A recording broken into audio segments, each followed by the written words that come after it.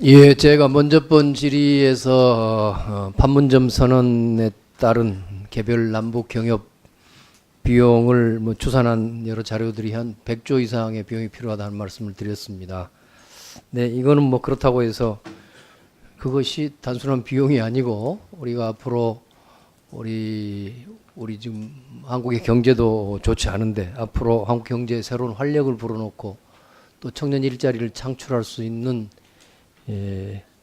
투자, 100조의 투자라고 할 수도 있겠죠. 또 금방 장관님 말씀하신 걸로 들었는데 이것은 어떤 의미에서는 북한의 경제나 인프라 개발에 관한 어떤 독점 내지 선점을 먼저 우리가 해야 한다는 측면에서도 반드시 판문점 선언이 비준되고 또 비준 동의도 이루어지고 또 발전돼 나가야 한다고 생각합니다. 그동안 이제 통일의 편익에 대한 여러 연구도 있었고 또 남북 경협을 가정해서 여러 그 편익과 편익에 대한 보고서들이 있었습니다. 예컨대 새 정부 들어서 작년 12월에 대외경제정책연구원 KIEP죠. 거기에 남북한 경제 통합 분석 모형 구축과 성장 효과 분석 이 보고서에 따르면은 남북의 7대 경협이 추진될 경우 개성공단, 금강산, 남북철도 및 도로 연결 등이 다 포함됩니다만은 향후 30년간 남북 경협에 따른 경제적 효과는 남한 누적 효과 169조여 원, 북한 누적 효과 248조여 원, 남북 누적 효과 419조여 원, 등등으로 엄청난 효과가 발생할 것으로 이렇게 분석하고 있습니다. 이런 게 아니더라도 앞으로 수많은 난관이 있음에도 불구하고 판문점 선언이 제대로 이행될 경우에 우리 남북 모두에게 엄청난 유형무역의 편익이 있을 것으로 예상됩니다. 그렇지만 이 모든 것은 판문점 선언에 따른 경협이 내실 있게 잘 진행된다는 것을 전제로 합니다. 그런 점에서 설령 국회 동의가 이루어진다고 해서 그것이 남북 경협의 개별적인 사업에 대한 백지수표라고 취급하고 그렇게 위임이 됐다고 간주해서는 안 된다 이렇게 생각합니다. 그래서 저는 정부가 앞으로 북한과 긴밀히 협력해서 5년 내지 10년 단위의 북한 경제 계획을 만들고 또 그것을 우리가 그 실행을 지원할 수 있는 여러 가지 체계를 만들어야 한다고 생각합니다. 이 점에 관해서 우선 어떻게 생각하십니까? 예, 주신 말씀 전적으로 다 동의합니다. 그리고 우리가 신경제 구상을 북측에 지난번에 4월 27일 판문점 정상회담에서 북측에 우리 기본적인 내용을 줬습니다만 북측이 여기에 대해서 지난번 평양 정상회담 때 자신들이 갖고 있는 2016년부터 20년까지 경제 계획과 같이 놓고 논의할 부분들이 있다라는 반응을 보여온 바가 있습니다. 그렇게 된다면 조금 전에 지적해 주신 것처럼 남북이 함께 이런 경제 계획을 일정한 기간 단위로 하는 것도 가능하지 않을까 생각이 되고요. 그리고 앞으로 판문점 선언 비준 동의가 된다 할지라도 매년 저희가 예산 심사를 통해서 각 사업마다 필요한 예산들은 국회에서 면밀한 심사 그리고 결산을 통해서 또 사후 평가가 될 것이라고 생각이 됩니다.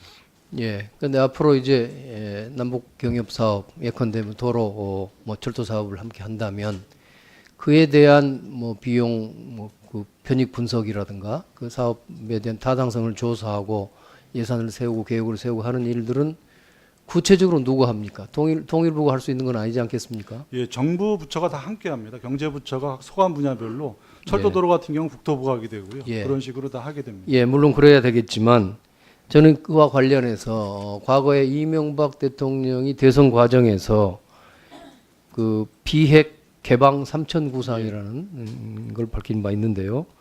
그때 북한판 KDI를 설립하자.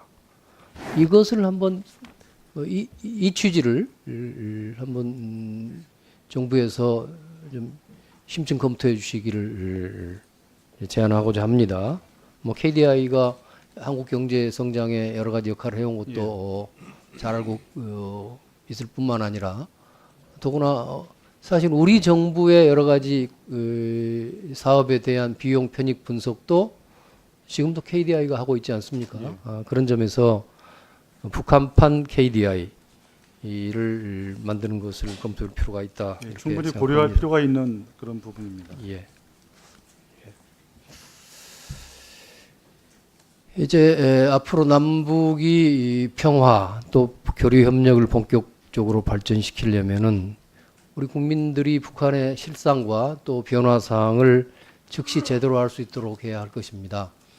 방금 우리 추미애 의원께서도 북한에 가보니 뭐 놀랍게 변화했더라는 말씀도 하셨습니다만은 그런 그러기 위한 효과적인 방법으로 우선 북한 방송 또 가능하면 인터넷을 개방해서 국민 누구나 자유롭게 시청하고 접속할 수 있게 하는 것이 바람직하다고 보입니다. 장관님 어떻게 생각하십니까? 예, 뭐 기본적인 방향에서는 말씀하신 대로입니다.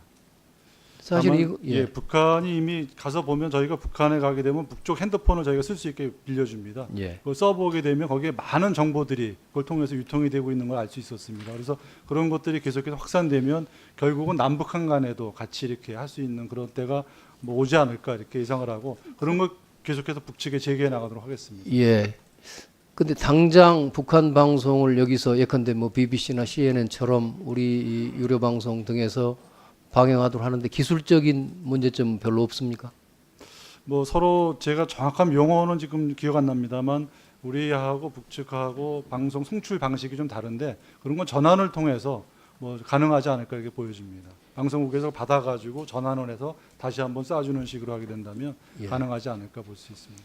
물론 한편으로는 이제 뭐좀 북한의 선전 도구화 할 수 있지 않겠느냐 하는 뭐 등등. 네. 돌렸어요. 그러나 이미 남북 간의 뭐 체제 경쟁이라는 것은 끝난 것이고 우리 국민들이 얼마든지 북한 방송을 보면서 냉철하게 합리적으로 또 판단하고 그것을 통해서 남북 간의 또 우리의 미래에 관해서 아주 합리적인 의견을 가질 수 있다고 생각합니다.